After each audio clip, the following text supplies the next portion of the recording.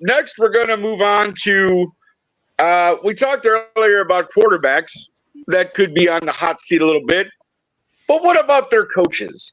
Let's get into that right now, folks, because I'm going to tell you something. I happened to come across something earlier that truly caught my attention, and it was betting odds of coaches that would be fired first. So I want to read you the list because I think this is really interesting, and then we'll get into discussing some of these. So they think that the first coach that could be up for firing is Josh McDaniels of the Raiders. What a shock there, right? Plus 150. So that means basically that's more than likely to happen, and that's why it's a plus. Number two is a guy that I happen to kind of not like very much right now, and that's Matt Eberflus at a plus 175, which means he's right behind McDaniel. So somebody thinks, probably Vegas, who usually does these things, thinks that Eberflus is a good candidate. And I got to be honest, if we lose, and again, Sean, before you start raising your left hand and all that other stuff, I think if we lose to the Commanders on Thursday, I would fire Eberflus and get somebody in here because we got 10 days between our next game to get somebody else in here and try and turn this thing around. So we'll get into that later too. The third one was a little surprising, but I guess, Sean, you might be able to speak to this. Ron Rivera at a plus 250 apparently is on the bubble here. Do you think that's true? Do you think Ron is fighting for his job this season with little Sammy Howell and the boys?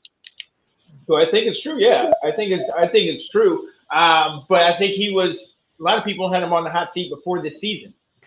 Yeah. I mean, he is a notorious slow starter. Each year we're 1-4, 2-6. You know what I mean? And then midway through the season, somehow he strings a couple wins together with these no-name quarterbacks, and then all of a sudden we're relevant come November. And then either we get crushed again and brought back to life, or like 2020, the whole division was bad, so we get to the playoffs. So, I mean, I understand why, and the fact that they brought in EB, and everybody on the outside is saying he's the next coach. So, right, there's a lot of writing on the wall. But the one thing I'm going to say is those guys in-house, those players, they play for Ron Rivera. They love that guy, and they'll run through a wall for him. So if it's up to the players, the answer is no. He's not on the hot seat. He shouldn't be on the hot seat. But this is the NFL. If you cannot win and you're constantly losing, and we got new owners who obviously they want the magic, as Cat tells me, you're going to want to bring somebody else in. No, I get that, brother. But yeah, thank you for that. Let's keep on with the list because this is Kevin O'Connell from the Vikings at a plus 900. So they think that maybe the 1-3 start to the Minnesota season has got a little, you got Kirk Cousins maybe getting a little hot under the collar.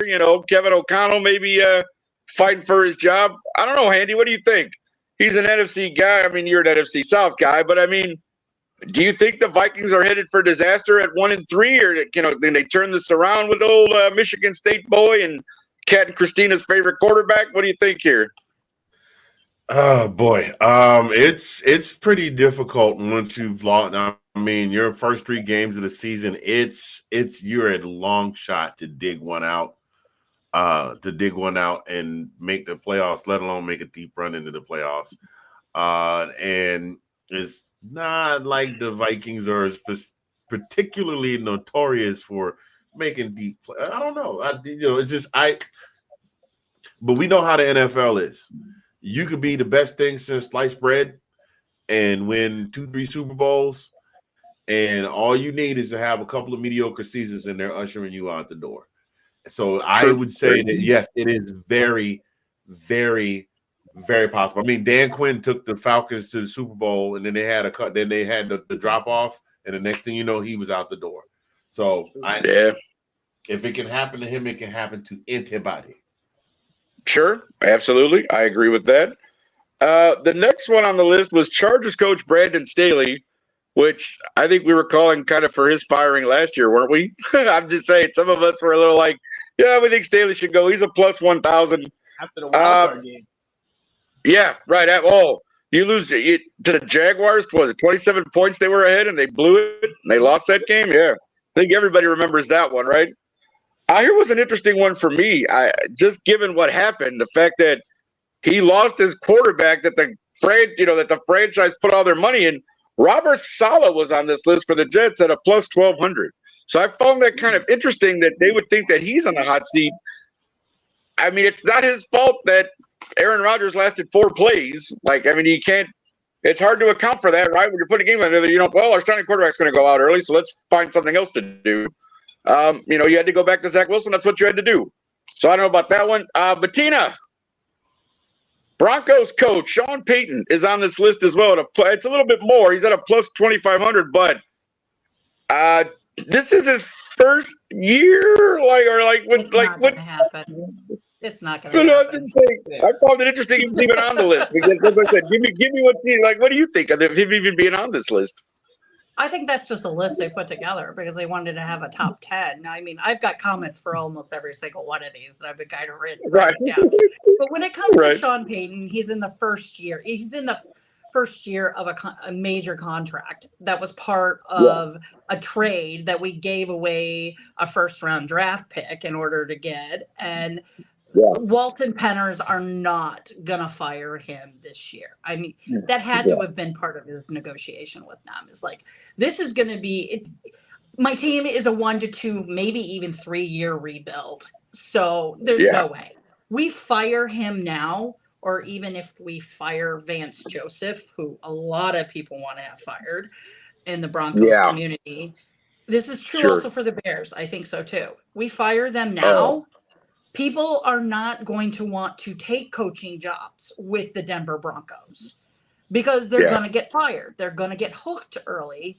And you can't have that when you're trying to get the best talent you can get. So that's an issue I think everybody needs to think about this is if you fire so early, who can you get to replace? And if you decide that interim isn't going to be who you're going to take going forward, can you get people to come to interview with you again? Right. If there's other options available. So I understand the fans get pissed. I got pissed. Everybody gets pissed. I mean, Denver fandom voted the most pissed off fandom in the nation last week. So still Bears. I'm sorry, we're pissed off. Believe me, you should be in Chicago. You're in Chicago, Tina. The people around here are just losing their damn mind. I mean, I get it. Denver's not just as bad because you guys beat us, so that gives you the one up on us. So we're just sitting here, and that's why parallels between our teams, though. There is though. 100%. I 100% agree with you. Yeah. Sorry, and to go back where you talked about Eberflus. Yeah, good old Matt. The McCaskey thing. You guys haven't talked about the McCaskies and what they're willing to bring in and what they're willing to pay. So ownership affects coaches too. Happened with us in Denver. So it's. If I had my druthers, I don't even think Coach McDumdum's getting fired. Coach McDumdum. I gotta remember that. From now on, we refer to him as Coach McDumdum. That will be his new name. But that's my nice way of his name. Sean, get the dumb button. She's gonna swear. Sean, get the dumb button. But I call him Coach McDumdum because I know. They're cash poor. The Raiders can't afford to pay anybody else. So they're done as far as that goes. So what are you gonna do? Yeah. That's why Aiden O'Connell's playing, I guess. Put the rookie in. We got nothing else. What are we doing? Well, here's one thing I looked up today because I was very curious. This whole Eberflus thing, and again, Chicago, you're hearing everything. Everybody's calling for this and that. Get rid of this guy. We need new management, which we've needed new management for years.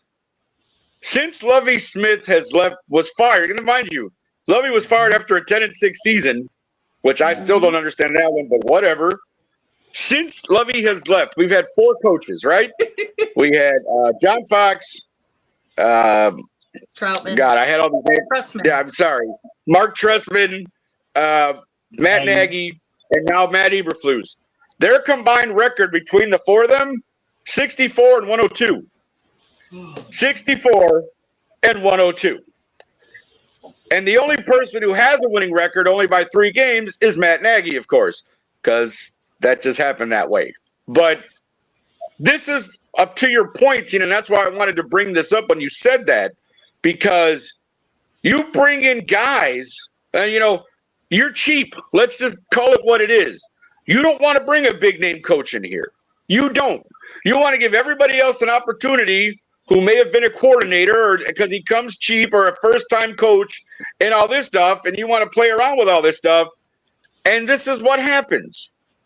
Because I'm going to tell you something. Oh, I've said this before. So, see, you guys are getting me started, Tina. You said something, and now I'm on a roll. So this is what's going to happen.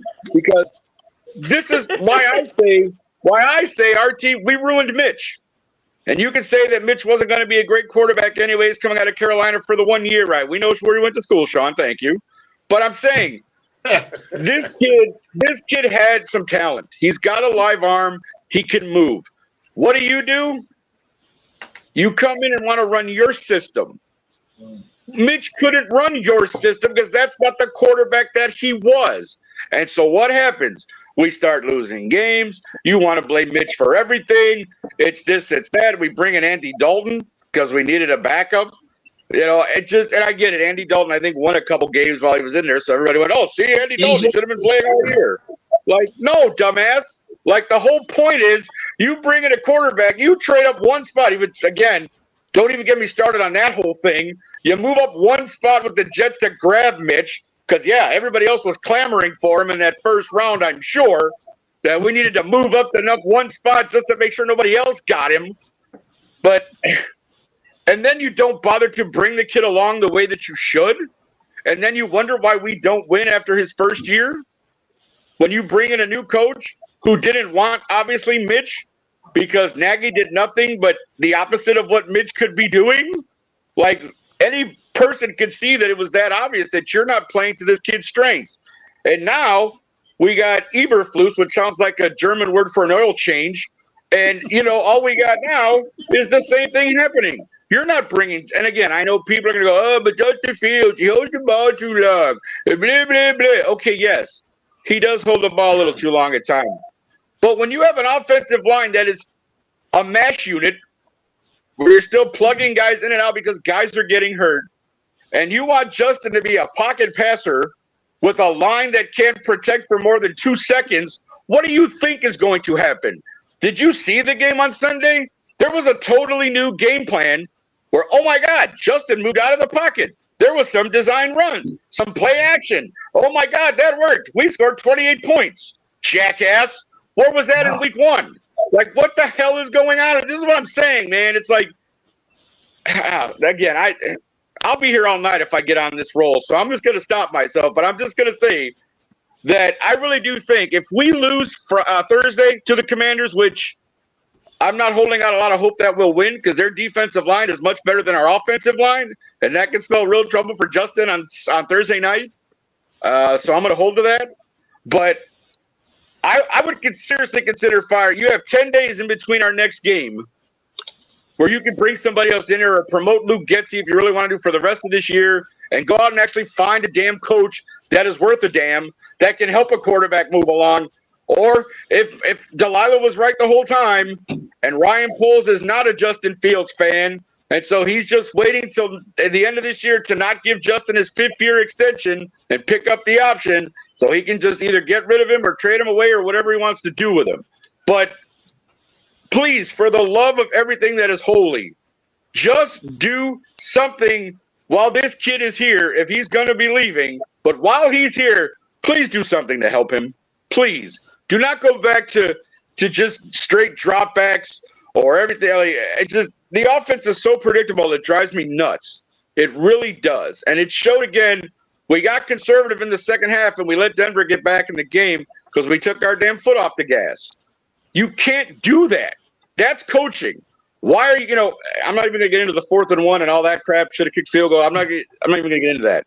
The point is you gave up a 21-point lead. And a lot of that was not Justin's fault. Well, 95% of it wasn't his fault. So, again, I don't know what's going to happen here. Again, we'll wait and see what happens on Thursday. But you have to do something. You can't continue. You're a major market team, and you're embarrassing yourself weekly. Like, that's ridiculous. It really is.